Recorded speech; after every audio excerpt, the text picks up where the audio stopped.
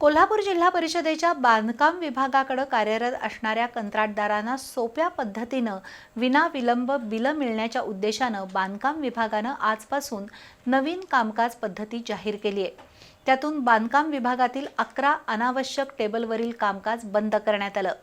आतापर्यंत या विभागात ठेकेदारांची फाईल 32 टेबलवरून फिरत होती, ती आता 21 टेबलवरूनच फिरून ठेकेदाराला लवकर बिलं मिळतील अशी माहिती जिल्हा परिषदेच्या अध्यक्षा शिल्पा खोत आणि बांधकाम समिती सभापती सारिका नांदेकर यांनी पत्रकार परिषदेमध्ये दिली।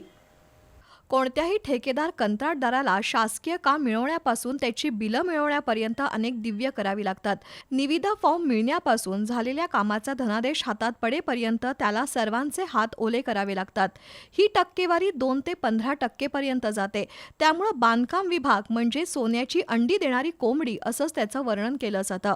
मात्र आता जिल्हा परिषदेमध्ये नव्या लोकप्रतिनिधींचं राज्य सुरू झालंय।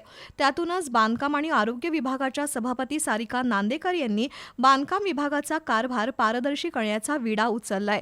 त्याचाच एक भाग म्हणून जिल्हा परिषदेच्या बांधकाम विभागातील 11 अवांतर टेबलवरील प्रशासकीय कामकाजाला त्यांनी कात्री लावली आहे।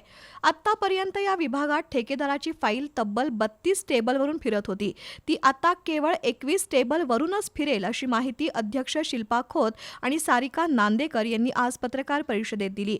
पुढील काळात टेबलांची संख्या 10 पर्यंत आणण्याचा आपला प्रयत्न असल्याचं नांदेकर यांनी सांगितलं। जिल्हा परिषदेच्या बांधकाम विभागाच्या यादीवर 3,500 ठेकेदार आहेत। त्यांना दरवर्षी सुमारे 200 कोटी रुपयांची विविध कामं दिली जातात। बांधकाम विभागाच्या कामकाजात गतिमानता आणि पारदर्शीपणा आणण्याचा त्यांचा हा प्रयत्न स्तुत्य असला तरी प्रत्येक टेबलवर द्यावं लागणारा 15% पर्यंतचं कमिशन थांबणार का या प्रश्नाचं उत्तर मात्र पदाधिकाऱ्यांना देता आलं नाही।